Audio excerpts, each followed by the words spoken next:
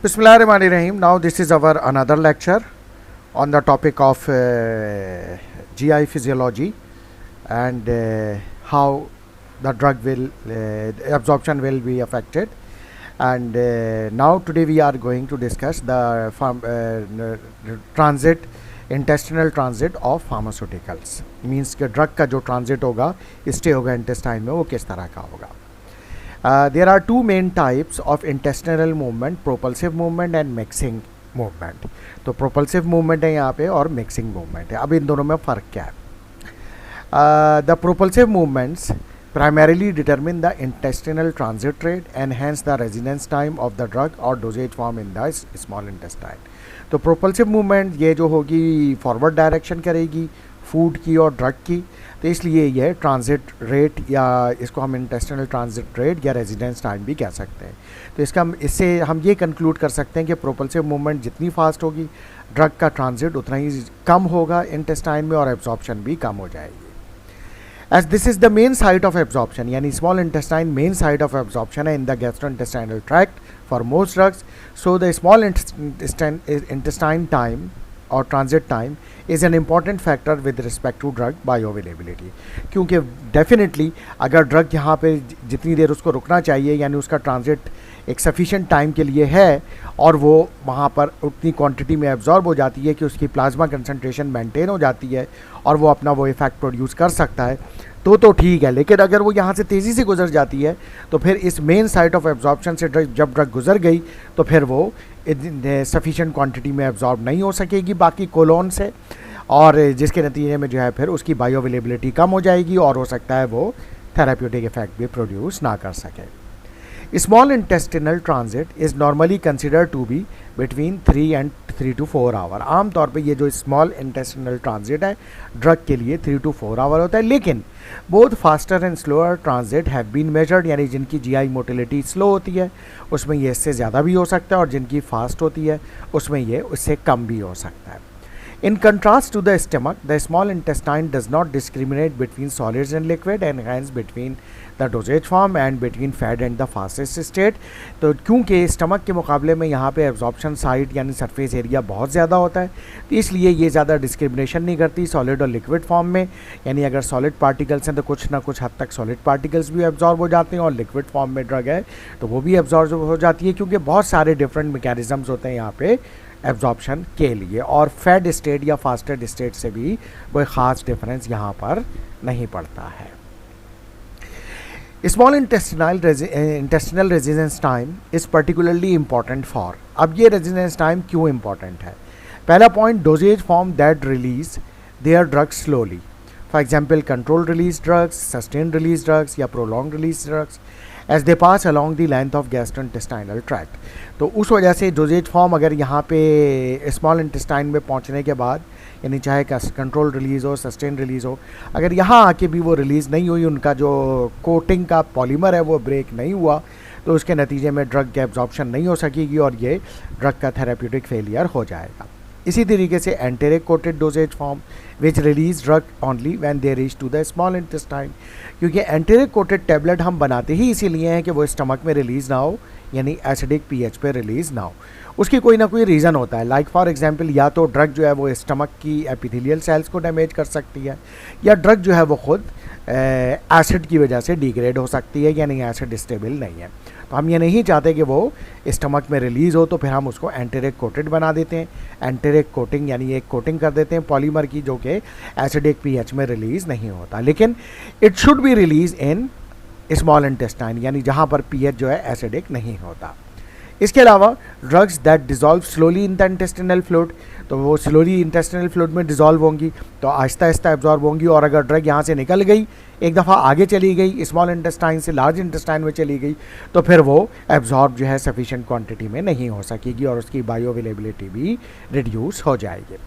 इसके अलावा drugs that are absorb by intestinal carrier mediated transport system, तो जो स्पेसिफिक सिस्टम्स हैं ट्रांसपोर्ट वहाँ की पे उन तरीक़ों से उस स्पेशलाइज सिस्टम से एब्जॉर्ब होने के लिए भी ये ज़रूरी है कि ड्रग वहाँ पर इतनी देर रुके, वो वहाँ पे ट्रांजिट करे ताकि वो सफिशिएंट क्वांटिटी में एब्जॉर्ब हो जाए. उसकी वजह क्या है कि drugs that are not absorb well in the colon, ख़ास तौर से वो ड्रग जो कि कोलोन में सही तरह से एब्जॉर्ब नहीं होती, उनको यहाँ पे ट्रांजिट होना, यानी यहाँ पे उनकी क्वांटिटी सही तरीके से, यानी मुनासिब जो है वो अप्रोप्रिएट कंसंट्रेशन जो है वो एब्जॉर्ब होना चाहिए और बायोअवेलेबिलिटी उसकी होनी चाहिए। इस स्मॉल इंटेस्टिनल ट्रांजिट के बाद है colonic transit. The colonic transit of pharmaceutical is prolong, ये ज़रा ज़्यादा देर का होता है एंड वेरिएबल, और ज़रा वेरी भी करता है इंडिविजुअल टू इंडिविजुअल। और ये वेरिएबल किन बुनियादों पर है, तो depending on the type of doses form, वही कंट्रोल रिलीज है, सॉलिड डोजेज फॉर्म ली है, लिक्विड डोजेज फॉर्म ली है, डाइट पे डिपेंड करेगा, ईटिंग पैटर्न पे डिपेंड करेगा, डेफिकेशन पैटर्न पे डिपेंड करेगा, डेफिकेशन फ्रीक्वेंसी भी डिपेंड करेगा और डिजीज़ स्टेट पर डिपेंड करेगा। जैसे अगर पेशेंट ने फाइब्रस डाइट लिया तो उससे जीआई मूवमेंट बढ़ जाती हैं, और अगर रिफाइंड डाइट लिया तो उससे जीआई मूवमेंट रिड्यूस हो जाती हैं।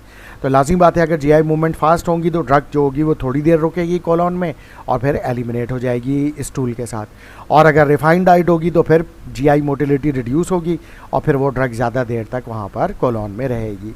इसी तरीके से डेफिकेशन पैटर्न या डिजीज़ स्टेट पे अगर हम बात करें, जैसे हमने कंजेस्टिव हार्ट फेलियर की बात की थी कि जिसमें कार्डिक आउटपुट कम हो जाता है और जीआई की तरफ ब्लड फ्लो कम हो जाता है, तो उसमें भी जीआई मोटिलिटी रिड्यूस हो जाती है, और जब वो रिड्यूस हो जाती है तो उसके नतीजे में फिर कोलोनिक जो स्टे होगा यानी ट्रांजिट होगा वो भी ड्रग का ज़्यादा देर होगा। If we talk about the contractile activity in the colon can be divided into again two main types। तो उसी तरीके से जैसे स्मॉल इंटेस्टाइन में थी, पहले तो प्रोपल्सिव कॉन्ट्रैक्शंस हैं which are also called the mass movement. ये क्या है, that are associated with ab oral movement, means away from the mouth यानी टूवर्ड्स द एनस, और डेफिनेटली ये स्टूल जो है क्योंकि एनल कैनाल से पास होना होता है। इसलिए अलावा सेगमेंटल और हॉस्टल कॉन्ट्रैक्शन, ये क्या करेंगी, serve to mix the luminal contract, यानी कॉलोन में जो के ल्यूमिन में जो भी सब्सटेंस है उनको मिक्सअप करना, and result in only A small aboral movement, और कुछ हद तक ये भी एबोरल मूवमेंट करती हैं। इसके अलावा segmental contractions are brought about by contraction of the circular muscles. तो ये जो है वहाँ पे लार्ज इंटेस्टाइन में जो सर्कुलर मसल्स हैं उनकी कॉन्ट्रैक्शन की वजह से सेगमेंटल कॉन्ट्रैक्शन होती हैं। और where is the propulsive contraction, इसके बरक्स जो प्रोपल्सिव कॉन्ट्रैक्शन होती हैं वो होती हैं due to contraction of the longitudinal muscles available in the colon, and they occur only 3 to 4 times daily in normal individual. Colonic transit time can range from 2 to 48 hour, minimum 2 hour, maximum 48 hour। ख़ास तौर से अगर diarrhoea वाली condition है watery तो ये बहुत कम होगा, अप टू 2 आवर, और अगर जिसको शदीद कॉन्स्टिपेशन है वो फिर 48 आवर तक ये कॉलोनिक ट्रांजिट टाइम हो सकता है। अच्छा जनाब, इसके बाद हम आते हैं बैरियर्स टू ड्रग एब्जॉर्प्शन। जो इंटेस्टाइन है, अब अगर हमने एक बहुत अच्छी ड्रग दी और वो जीआई ट्रैक्ट में जाके डिसइंटीग्रेट भी हो रही है, डिज़ोल्व भी हो रही है, लेकिन वो वहाँ पे केमिकली स्टेबल नहीं है और एंजाइम से डिग्रेड हो रही है, या वो म्यूकस लेयर को क्रॉस नहीं कर सकती या जीआई मेम्ब्रेन को क्रॉस नहीं कर सकती, तो फिर वो एब्जॉर्ब नहीं होगी, उसकी बायोअवेलेबिलिटी नहीं होगी, और फिर वो जब एब्जॉर्ब नहीं होगी तो उसका कोई थेराप्यूटिक इफेक्ट नहीं आएगा। तो there are some barriers in the GI tract जो कि ड्रग की एब्जॉर्प्शन को प्रिवेंट करते हैं यानी रुकावट डालते हैं, तो हमें उसको देखना है कि वो किस तरीके से हम उनको ओवरकम कर सकते हैं। तो फिगर 19.7 जो कि हम अभी देखेंगे, some of the barriers to absorption that drug may encounter once release from the dosage form and dissolve in the GI fluid. तो वो वहाँ पर कुछ बैरियर होते हैं जिनको हम अभी देखते हैं। The drug need to be remain in solution, not become bound to food or other material in the GI tract and not precipitate। तो वो जो भी ड्रग जो है GI ट्रैक्ट में है उसको सोल्यूशन फॉर्म में होना चाहिए। एक तो वो फूड के साथ बाउंड ना हो और दूसरे मटेरियल के साथ बाउंड ना हो, यानी कोई और ड्रग हो या कोई कैटाइन है लाइक एल्युमिनियम, कैल्शियम, आयरन, और इसके अलावा ना सिर्फ ये बल्कि प्रेसिपिटेट भी नहीं हो। प्रेसिपिटेट का मतलब ये होता है कि जैसे कुछ ड्रग्स होती हैं कि वो एसिड में अच्छी इसकी सॉल्युबिलिटी होती है एसिडिक एनवायरनमेंट में, कुछ की अल्कलाइन एनवायरनमेंट में होती है। तो ड्रग अगर स्टमक में गई और उसकी एसिडिक एनवायरनमेंट में सॉल्युबिलिटी अच्छी है तो वहाँ पे तो वो बड़ी ज़बरदस्त डिजॉल्व हो जाएगी। लेकिन जैसी वो स्मॉल इंटेस्टाइन में आएगी और वहाँ पे अल्कलाइन पीएच होगा तो वो फिर उसकी जो सॉल्युबिलिटी होगी वो डीसॉल्युबलाइज हो जाएगी और वो सॉलिड पार्टिकल्स बना लेगी, यानी प्रेसिपिटेट बना लेगी। तो ड्रग को एब्जॉर्ब होने के लिए सोल्यूशन में होना ज़रूरी है और वो प्रेसिपिटेट ना बने। इसके अलावा it needs to be chemically stable so that withstand the pH of the GI tract and much resistant to enzymatic degradation in the lumen। तो ड्रग जो है ना सिर्फ ये कि एक तो ये कि हमने जैसे बात की सोल्यूशन में रहे, बाउंड नहीं हो फूड से, अदर मटेरियल से, प्रेसिपिटेट ना हो, बल्कि जो डिफरेंट पीएच एनवायरनमेंट है उसमें वो केमिकली स्टेबल भी हो और जो एंजाइम्स हैं उससे भी डिग्रेड ना हो। The drugs need to diffuse across the mucus layer, फिर वो उसको म्यूकस लेयर जो होती है जीआई ट्रैक्ट में उसको भी क्रॉस करना है विदाउट बाइंडिंग इट। इसके अलावा अक्रॉस द अनस्टिर्ड वाटर लेयर जिसमें ड्रग डिजॉल्व नहीं है उस लेयर वाटर लेयर को भी क्रॉस करना है और फिर subsequently across the GI membrane, gastrointestinal membrane जो कि सेलुलर इन नेचर है, यानी सेल होते हैं जिसके अंदर, तो उसको भी जीआई मेम्ब्रेन को भी क्रॉस करना है। फिर उसके बाद after passing through this cellular barrier, जब वो इस सेल्यूलर बैरियर से गुजर जाएगी, the drug encounters the liver, जैसा हम ये पहले भी बात कर चुके हैं, ड्रग एब्जॉर्ब होने के बाद जीआई ट्रैक से मेसेंट्रिक सर्कुलेशन के जरिए फिर लिवर में आती है। अब लिवर क्या है, लिवर में मेटाबोलाइजिंग एंजाइम होते हैं, तो drug should also pass from this liver and in the intact form. अगर वो मेटाबोलाइज हो गई एक्सटेंसिवली तो फिर वो ड्रग जो सिस्टमिक सर्कुलेशन में पहुंचेगी वो इनएक्टिव हो चुकी होगी और वो फिर थेरेप्यूटिक इफेक्ट प्रोड्यूस नहीं कर सकेगी। तो ये जो मेटाबोलाइजिंग एंजाइम है इनसे भी उसको बचाना ज़रूरी है। लेकिन इसमें एक बात इंपॉर्टेंट है कि अगर चलो ठीक है कुछ ड्रग एब्जॉर्ब हो गई और फिर वो लिवर से गुजरी और उसका कुछ प्रपोर्शन मेटाबोलाइज हो गया लेकिन कुछ प्रपोर्शन इंटैक्ट फॉर्म में सिस्टमिक सर्कुलेशन में अवेलेबल हो गया, अगर उसकी कंसंट्रेशन इतनी है कि जो सिस्टमिक सर्कुलेशन में पहुंचा है और वो एक्टिव फॉर्म में और उसकी कंसंट्रेशन इतनी है कि वो जिस प्रॉपर पर्पस के लिए वो ड्रग दी गई थी यानी वो थेरेप्यूटिक इफेक्ट उतनी कंसंट्रेशन में प्रोड्यूस कर सकता है, तब तो हमें कोई प्रॉब्लम नहीं है, ठीक है, इट्स फाइन, ओके, ड्रग अपना थेरेप्यूटिक इफेक्ट देगी। लेकिन अगर ड्रग की कंसंट्रेशन बहुत कम हो जाए यानी एक्सटेंसिवली मेटाबोलाइज हो जाए और फिर अगर बच बचा के कुछ कंसंट्रेशन पहुंच भी गई सिस्टमिक सर्कुलेशन में लेकिन वो क्वांटिटी इतनी कम है उस कंसंट्रेशन की कि वो थेरेप्यूटिक इफेक्ट नहीं दे सकती, तो फिर इसका मतलब है दिस इज़ ए प्रॉब्लम, क्योंकि ड्रग का फिर थेरेप्यूटिक इफेक्ट हमें नहीं मिल सकेगा। Now figure 19.7 barriers to drug absorption. इस डायग्राम में देखो तो ये जीआई ल्यूमेन है जिसमें हम बात कर चुके हैं वही केमिकल डिग्रेडेशन पीएच से, एंजाइम से, कॉम्प्लेक्सेशन जैसे वही कैल्शियम वगैरह हो गए उससे ड्रग बाइंड हो गई। एड्जॉर्प्शन की बात करें, एड्जॉर्प्शन भी मैकेनिज्म है जो कि सिर्फ सरफेस बाइंडिंग होती है ड्रग की और दूसरे केमिकल की, जैसे चारकोल है। इसके अलावा एक एग्जाम्पल मैं आपको और देता चलूँ, एक ड्रग होती है कोलेस्टाइरामीन। कोलेस्टाइरामीन दी जाती है जो कि एक्चुअली लिपिड लोअरिंग एजेंट है, यानी जिनका कोलेस्ट्रॉल लेवल हाई होता है उनको दी जाती है। तो ये करती क्या है कि जो जीआई ट्रैक्ट में बाइल आता है ये कोलेस्टाइरामीन उसके साथ बाइंड हो जाती है। हमने कुछ प्रीवियस लेक्चर्स में ये पढ़ा था कि बाइल जो होता है वो बिलिरुबिन तो निकल जाता है स्टूल में लेकिन बाइल एसिड रीएब्जॉर्ब हो जाता है। असल में बाइल एसिड बनता है कोलेस्ट्रॉल से, स्टीरॉयड न्यूक्लियस से। तो होता यूँ है कि जब ये हम कोलेस्टाइरामीन देते हैं और बाइल यहाँ पर जीआई ल्यूमिन में आता है फैट्स को एब्जॉर्ब करने के लिए, तो ये कोलेस्टाइरामीन उसके साथ बाइंड हो जाती है। तो ना तो ये फैट्स को एब्जॉर्ब होने देती है, इमल्सिफिकेशन होने देती है, बल्कि जो बाइल होता है उसको भी रीएब्जॉर्ब होने नहीं देती। तो उसका नतीजा ये निकलता है कि बाइल जो होता है वो स्टूल के साथ पास आउट हो जाता है। अब जब बाइल की ज़रूरत पड़ती है लिवर को तो फिर उसको मज़ीद बाइल बनाने के लिए ब्लड से कोलेस्ट्रॉल लेना पड़ता है, एक्सट्रैक्ट करना पड़ता है। तो जिसके नतीजे में आहिस्ता आहिस्ता क्या होता है, ब्लड लेवल जो होता है कोलेस्ट्रॉल का वो कम होना शुरू हो जाता है। और क्योंकि हम ये ड्रग कोलेस्टाइरामीन दे ही इसीलिए रहे कि ब्लड में जो कोलेस्ट्रॉल लेवल है, लिपिड लेवल है, उसको कम किया जाए तो हमारा वो टारगेट अचीव हो जाता है। लेकिन कोलेस्टाइरामीन का प्रॉब्लम ये है कि ये बहुत सारी ड्रग के साथ बाइंड होता है, जैसा कि डिजॉक्सिन हो गई, डिजॉक्सिन टैबलेट हो गई, उसके डिजॉक्सिन हो गई, इसके अलावा थायरॉक्सिन टैबलेट हो गई, यानी जिनको हाइपोथायरॉयडिज्म का प्रॉब्लम होता है तो थायरॉक्सिन हो गई, उनके साथ बाइंड हो जाता है और फिर वो उनको एब्जॉर्ब नहीं होने देता, यानी ये एब्जॉर्ब हो जाता है और उनकी एब्जॉर्प्शन को प्रिवेंट करता है। तो इस वजह से जो है फिर वो ड्रग एब्जॉर्ब नहीं होती। फिर उसके बाद आइए वही अनस्टेड वाटर लेयर, जिसमें म्यूकस के साथ या म्यूकस डिफ्यूजन ये रुक गया, कॉम्प्लेक्स बन गया म्यूकस के साथ, और ड्रग जो है वो फिर ब्लड में एब्जॉर्ब नहीं हुई। अगर डिफरेंट मैकेनिज्म की बात करें तो गैस्ट्रोइंटेस्टाइनल मेम्ब्रेन में ड्रग एब्जॉर्ब होगी या तो ट्रांससेल्यूलर यानी सेल के अंदर से गुजर के मीजेंट्रिक सर्कुलेशन में जाएगी, या फिर पैरासेल्यूलर यानी जो दो सेल्स के दरमियान में जो जगह होती है, जंक्शंस के दरमियान में जो छोटी सी स्पेस होती है, उससे गुजर के ये सिस्टमिक सर्कुलेशन में जाएगी।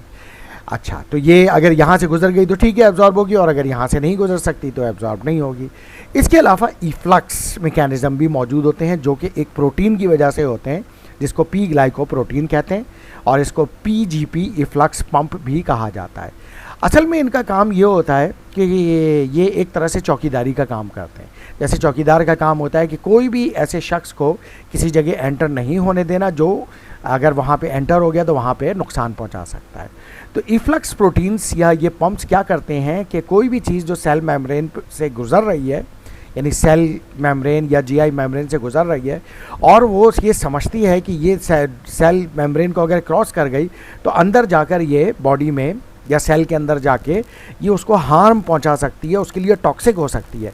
तो ये जो है वो उस ड्रग मॉलिक्यूल हो, फॉरेन सब्सटेंस हो, टॉक्सिन हो, उसको वापस वहीं पे फेंक देती है, एब्जॉर्ब नहीं होने देती जहाँ से वो आई थी, यानी वापस ल्यूमेन में फेंक देती है ताकि वो एब्जॉर्ब ना हो।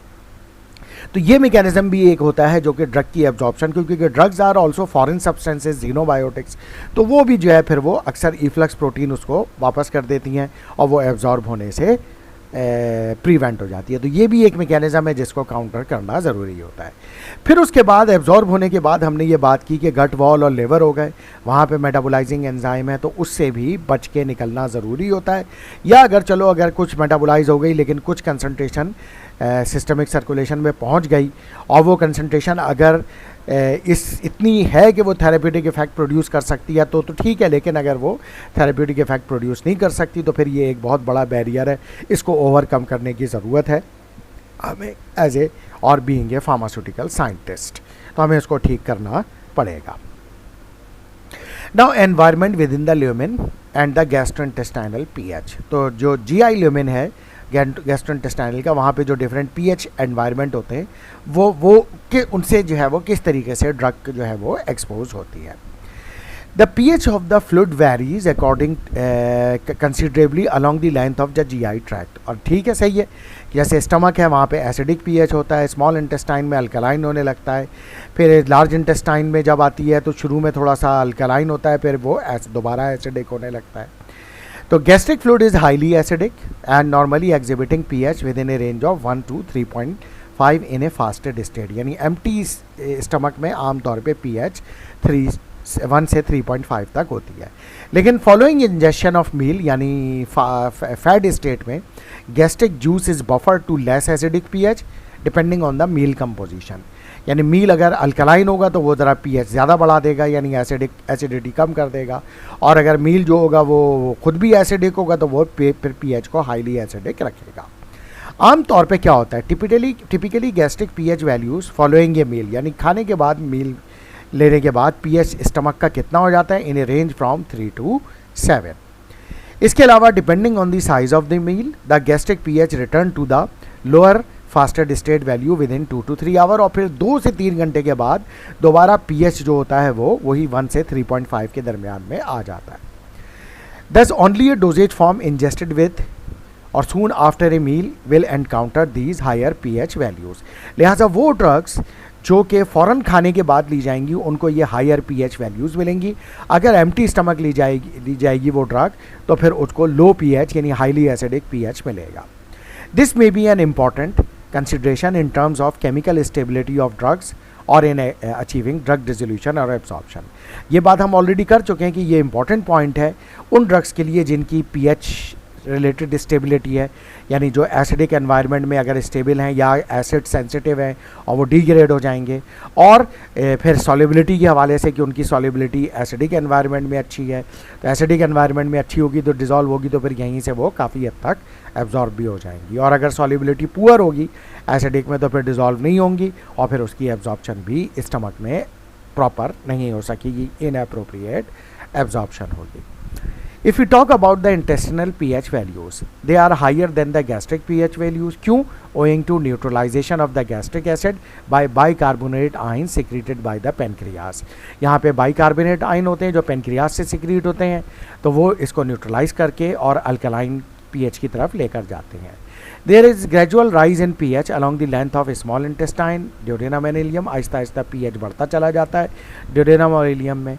Figure 19.1 summarizes some of the literature values recorded of small intestinal pH in the fed and fasted state। तो ज़रा हम ये टेबल भी देख लेंगे कि fed और fasted state में जो small intestine के different parts हैं वहाँ पे pH कम से कम कितना रहता है और ज़्यादा से ज़्यादा कितना रहता है।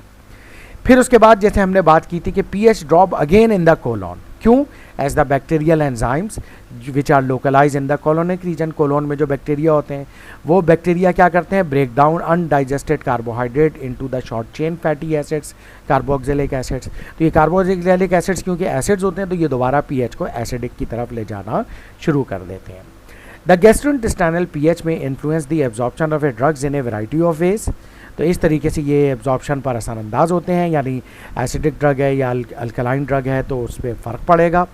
If a drug is weak electrolyte the pH may influence the drug's chemical stability in the lumen and rate and extent of dissolution and absorption. तो अगर वीक इलेक्ट्रोलाइट है यानी वो आइदर वीक एसिड है या वीक बेस है तो pH उसकी ना सिर्फ स्टेबिलिटी को पे इन्फ्लुएंस कर सकता है बल्कि उसकी डिसोल्यूशन को और उसकी एब्जॉर्प्शन पर किसी न किसी फॉर्म में असरअंदाज हो सकता है। Now this is table 19.1। Table 19.1 की अगर हम बात करें तो ये है ड्यूडेनम की mid to distal part of duodenum. Fasted state में पीएच की रेंज क्या होगी, फैड स्टेट में यहाँ पे क्या होगी, ज्यूजेनम में मिनिमम और मैक्सिमम कितना रहेगा, फास्टेड स्टेट में, फैड में और इलियम में किस रेंज में रहेगा। This table should be try to memorise this table. Chemical degradation की बात करें तो chemical degradation due to pH dependent hydrolysis can occur in the GI tract. जैसे एस्प्रीन है वो उस पर एसिड हाइड्रोलिसिस हो सकता है तो इसी वजह से उसको एंटेरिक कोटेड बनाया जाता है। इसके अलावा भी ड्रग हैं जिसका अभी हम तस्करा करेंगे। इसके अलावा the result of this instability यानी ये जो पीएच से उस एसिडिक पीएच पे जो हाइड्रोलिसिस हो जाएगा तो इसके नतीजे में क्या होगा, incomplete bioavailability of drug and only a fraction of administered dose reaches the systemic circulation in the intact form. और फिर वो उसकी जो सिस्टमिक सर्कुलेशन में क्वांटिटी होगी यानी कंसंट्रेशन होगी वो थेरेप्यूटिक इफेक्ट प्रोड्यूस नहीं कर सकती। इसी तरीके से एक ड्रग है the extent of degradation of penicillin G which is also called benzyl penicillin, जो कि फर्स्ट पेनिसिलिन है। After oral administration depend on it's residence time in the stomach and gastric pH. तो इसका भी ये भी पेनिसिलिन जी जो है ये भी डिग्रेड हो जाती है गैस्ट्रिक पीएच पे। इसी वजह से ये गैस्ट्रिक इंस्टेबिलिटी की वजह से this drug is प्रीक्लूड it's oral dose, यानी इसको ओरली नहीं दिया जाता बल्कि इंट्रामस्कुलर दिया जा सकता है, पेरेंटल फॉर्म में दिया जा सकता है। इसके अलावा the antibiotic erythromycin and proton pump inhibitor like omeprazole degrade rapidly at acidic pH. तो ये एसिडिक पीएच पे जो है वो डिग्रेड हो जाती हैं दोनों। इसी वजह से इनको क्या किया गया, formulated as a enteric coated dosage form to ensure good bioavailability. तो इस एंटेरिक कोटेड होने से ये फ़ायदा होता है कि ये स्टमक में जो है वो रिलीज़ नहीं होते बल्कि जब ये स्मॉल इंटेस्टाइन में अल्कलाइन पीएच पे पहुंचते हैं तो वहाँ पे ये ड्रग अपनी डोजेज फॉर्म से रिलीज़ होती हैं, फिर एब्जॉर्ब होती हैं और इससे इनकी गुड बायोअवेलेबिलिटी होती है। तो इन दोनों ड्रग में भी ये चीज़ है। इसके बाद हैं luminal enzymes, but that we will discuss in the next lecture. Thank you very much.